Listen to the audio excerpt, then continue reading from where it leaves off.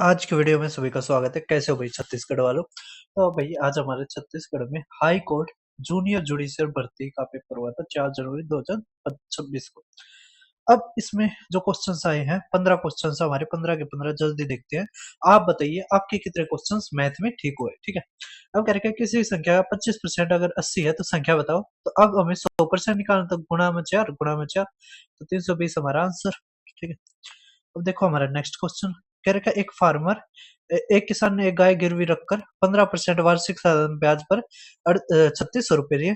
तो 4 साल के बाद उसने 400 तो नगद चुकाए और गाय वापस ले ली। तो गाय की कीमत ज्ञात कीजिए। कोई दिक्कत नहीं है, ये घड़ी के ऊपर भी आता है ये टाइप, है ना, और गाय के ऊपर भी। ठीक है, तो अब इस क्वेश्चन को हम कैसे करते हैं। तो देखो गाय गिरवी रखी है 15% इतना, 4 साल का तो कितना हो गया 60%। तो टोटल अमाउंट कितना हो गया 3600 गुणा में 160 बटे में 100। ठीक है, जीरो से डबल जीरो हो गई। अब 16 से करो। ठीक है, हमें क्या करना पड़ेगा 16 से गुणा करना पड़ेगा। तो हमारा एक जीरो। ठीक है, 16 छिके 96 9 16 38 और 72 16 48 48 और 9 57। ठीक है, अब 4000 अगर उसने दे दिए तो गाय कितने की बचेगी 1760 रुपए की। ठीक है, तो 1760 हमारा आंसर।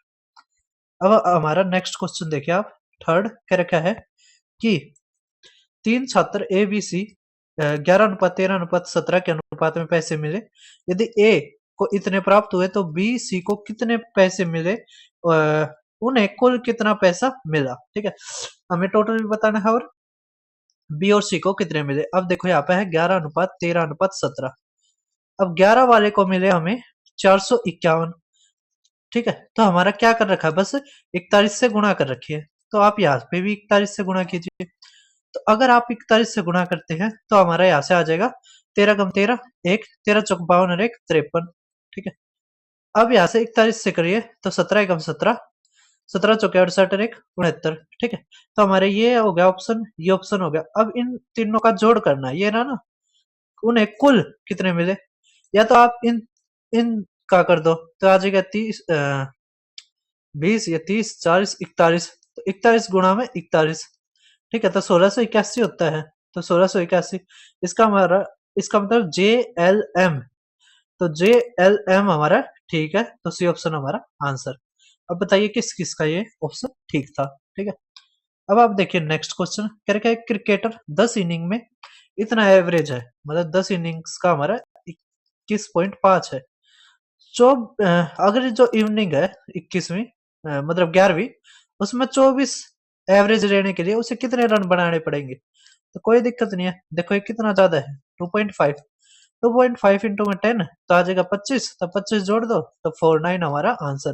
मतलब उसको 49 रन बनाने पड़ेंगे। ठीक है, जिससे उसका औसत हमारा 24 हो जाएगा। अब देखो नेक्स्ट, चलो इसको बाद में करते हैं। ठीक है, इसको भी बाद में करते हैं, इसको भी बाद में करते हैं। अब देखो हाइट दे दिया, सलांट हाइट दे दी, वॉल्यूम बताना है कौन का। तो शंकु का आयतन का फार्मूला होता है 1/3 पाई आर का स्क्वायर एच। अब आर चाहिए, तो आर चाहिए तो इसका स्क्वायर माइनस इसका स्क्वायर, है ना। तो यहाँ से 7 आ गया। ठीक है, 4 का स्क्वायर 16 और ये 3 का स्क्वायर 9, तो और ये रूट। ठीक है, तो यहाँ से आ जाएगा हमारा 7 रूट 16 में से 9 गया, कितना आ जाएगा हमारा 7। ठीक है, तो 7 रूट 7 आ गया। तो यहाँ से 1/3, वरना देखो पाई आ रहा है ना, पाई की वैल्यू, पाई का मतलब होता है 22/7, मतलब 11 से भाग होता मिलेगा। 11 से भाग होने वाले ऑप्शन चेक कर लेते हैं एक बार। तो देखो 7 और 4 11 6 और 5 11, इसका मतलब ये हो सकता है 7 और 5 12 6 और 5 10, ये नहीं हो सकता। 7 और 6 13, ये नहीं हो सकता। 7 और 5 12 6 और 4 10, ये नहीं हो सकता। तो यही हमारा आंसर। ठीक है, 11 से यही भाग हो रहा है, तो ये हमारा आंसर। ठीक है, अगर ना भी हो तो आप पूरा भी कर सकते हो। 22/7 आर का स्क्वायर चाहिए तो 49 गुणा में 7, और ये एच हमारे कितना दे रखा है 21। ठीक है, 21 से 21 गया और ये हमारा आंसर। ठीक है, अब देखो नेक्स्ट करेगा कोऑर्डिनेट्स जो पॉइंट के हमारे दे रखे ये वो इंटरनली इस रेशियो में काटते हैं, तो कोई दिक्कत नहीं है। एक जैसे लाइन सेगमेंट हो गया हमारी। ठीक है, अब यहाँ पे ये 2 पॉइंट्स है। ठीक है, एक और -3, माइनस का 3 और 9, और ये जो काटते हैं ना वो काटते हैं 1 और 3 पे। तो हमारा सीधा फार्मूला आता है क्या, x निकालने का तो होता है हमारा, जैसे x और y निकालना है ना, तो इसका फार्मूला होता है, जैसे ये हमने मान लिया m, ये n, ठीक है, ये x1 और ये y1 और ये हमारा x2, ये y2। तो m के x2 के साथ तो mx2 जमा में, फिर n की तो nx1 अपॉन में m प्लस में n, ठीक है। यहां से ऐसे ही my2 प्लस में ny1 अपॉन में m प्लस में n, ठीक है। तो यहां से हमारा जो आएगा आंसर वो देखिए अब, तो m मतलब एक किस गया तो माइनस का 3 है ना, और ये 3 तो ये 0 आ गया, इसी तरह ये भी 0, तो 0 0 हमारा आंसर, ठीक है। कर दोगे तो आपको फार्मूला आ गया होगा, सेक्शन फार्मूला हम इसमें यूज करते हैं, ठीक है। अब आप नेक्स्ट देखो, ये तो बहुत ही आसान है, आपने खुद करना है, कमेंट बॉक्स में आंसर बताओ। नेक्स्ट देखिए आप, अच्छा ठीक है, ये भी ठीक है, ये भी ठीक है, ठीक है। अब आप देखिए हमारा क्वेश्चन, उससे पहले भाई साहब ये मेरा टेलीग्राम चैनल है, मतलब टेलीग्राम है, आप इसको जरूर ज्वाइन करना, यहाँ पर सारी की सारी अपडेट मिलती है, जो भी मैं पेपर करवाता हूँ, जैसे ये है तो इसकी पीडीएफ आपको यहाँ पर मिल जाएगी। उसके अलावा ये मेरा यूट्यूब चैनल भाई दीपक शर्मा मैथ्स, आप इसको जरूर ज्वाइन करना।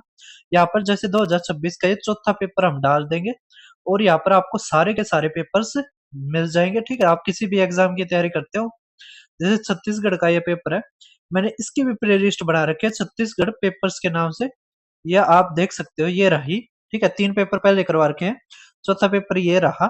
उसके अलावा जो भी एग्जाम होता है, जैसे रेलवे का हो गया, या यूपी के हो गए, या राजस्थान के हो गए, ठीक है, या आपको सिलेबस करना है तो आप क्विक रिवीजन सीरीज से सिलेबस भी पूरा कर सकते हैं।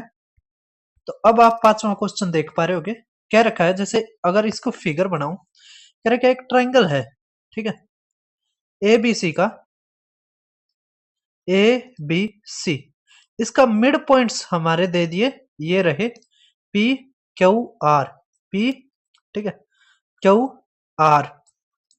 अब एक चीज समझिए, जो इसका पेरीमीटर होगा ना वो तो हाफ होगा इस ट्राइंगल के एबीसी के, और जो इसका एरिया होगा एबीसी का 1/4 होगा, क्योंकि अगर ये पूरा ट्राइंगल एबीसी, तो एक ये ट्राइंगल बन गया, एक ये, एक ये, एक ये, ठीक है। तो एरिया तो 4 हिस्सों में बट गया, ठीक है, लेकिन इसका पेरीमीटर हाफ होगा, तो ये तो हमारा ठीक है सर्सन।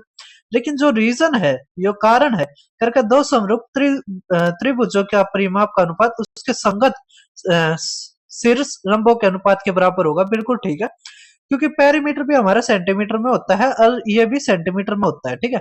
आपने जैसे ये सवाल करे होगे, जैसे 5:7 में अगर पेरीमीटर है, तो हमारा एल्टीट्यूड क्या आएगा, वो भी 5:7 है ना, साइड की लेंथ क्या आएगी, 5:7, लेकिन अगर एरिया पर जाओगे तो इसका स्क्वायर, ठीक है। इस तरह के आपने क्वेश्चन करे हैं, तो हमारा ये ठीक है, लेकिन जो रीजन है वो हमारा पेरीमीटर और एल्टीट्यूड के उसमें बता रखा है, ना कि एरिया में, ठीक है। इसका मतलब असर्शन और रीजन दोनों ट्रू है, लेकिन आर जो रीजन है वो करेक्ट एक्सप्लेनेशन नहीं है किसका, कथन का, ठीक है। तो बी ऑप्शन हमारा ठीक है, सभी कर लेना।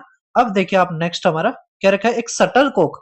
शटल कोक क्या होती है, चिड़ी, जिससे आप बैडमिंटन खेलते हो ना, चिड़ी, उसमें क्या होता है कि जो नीचे होता है वो तो हेमिस्फीयर का पार्ट होता है, ये इस तरह, ठीक है, और ऊपर ये चिड़ी होती है, इस तरह की आपने चिड़ी देखी होगी ना, समझ में आ रहा है, ये मैंने पता नहीं क्या बना दिया, लेकिन यहाँ पे हेमिस्फीयर होता है, ठीक है। तो नीचे तो हेमिस्फीयर होता है एल, और ऊपर हमारा क्या होता है, फ्रस्टम ऑफ कोण, ठीक है, फ्रस्टम ऑफ कोण होता है।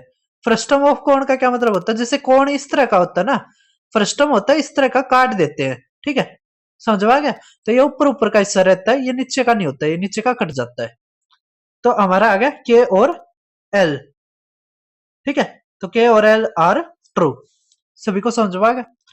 अब आप देख पा रहे होगे नेक्स्ट क्या रखा है, A B C, point D B A पे है, ये इस तरह है, बी डी हमें ये दे दिया, तो इसकी फिगर भी थी, वो आप वो मैं बना भी देता हूं, ठीक है, किस तरह हमारा क्वेश्चन दे रखा है, करके ए बी सी है, ठीक है,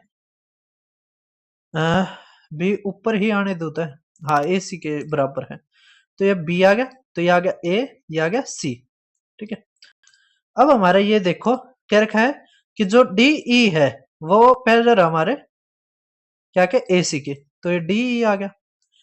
ठीक है, अब क्या रखा है बी डी हमारा ए है, डी ए हमारा क्या है बी है, डी ई हमारा क्या है एक्स है।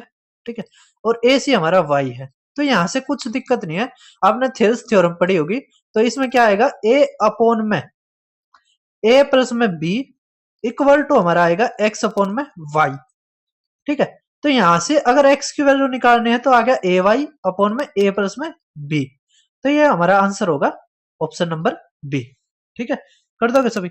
अब देखो नेक्स्ट क्वेश्चन हमारा एट्थ, अच्छा ये तो करवा दिया था, नाइन्थ भी करवा दिया था। ठीक है, अब टेंथ देखो क्या रखा है, कौन से प्राइम नंबर होते हैं, कौन से कंपोजिट होते हैं, कौन से रेशनल होते हैं, कौन सी फ्रैक्शन होती है। ठीक है, अच्छा ये 11th हमारा रह गया था, इसमें मैंने गैप नहीं किया, इस कारण ये रह गया था, कोई दिक्कत नहीं है। अब इसका देखो जिसको पी और क्यू के उसमें लिख सकते हैं वो था हमारे रेशनल, इसका मतलब ये आ गया फर्स्ट। ठीक है, कह रखा है जिसमें केवल दो फैक्टर्स हो वो था प्राइम, तो ये आ गया हमारा सेकंड। फिर कह रखा है जिसमें दो से ज्यादा हो तो ये आ गया हमारा थर्ड।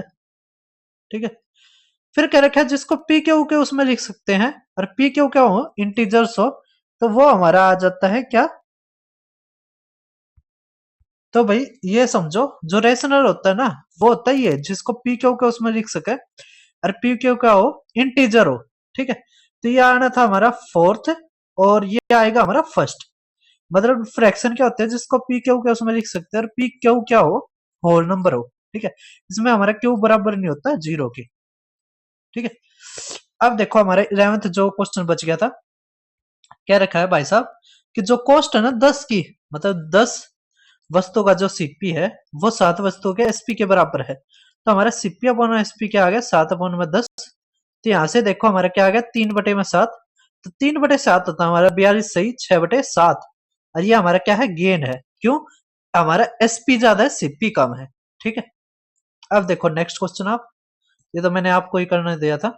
अब देखो क्या रखा arrange the steps, square root अगर किसी का निकालना हो फैक्टर मेथड से तो कैसे करेंगे। तो आप अब बताइए कैसे, पहले प्राइम फैक्टर फिर ग्रुप फिर take the number given square root फिर take one factor from each और फिर मल्टीप्लाई कर दो सेलेक्टेड से। अब देखो कैसे करोगे, पहले वर्गमूल में दी गई संख्या ले, पहले m लोगे, फिर आप देखो अभाज्य गुणनखंड करोगे उसके, फिर k लोगे, फिर आप करोगे जोड़ों में समूह करोगे, group pair, group into pair करोगे।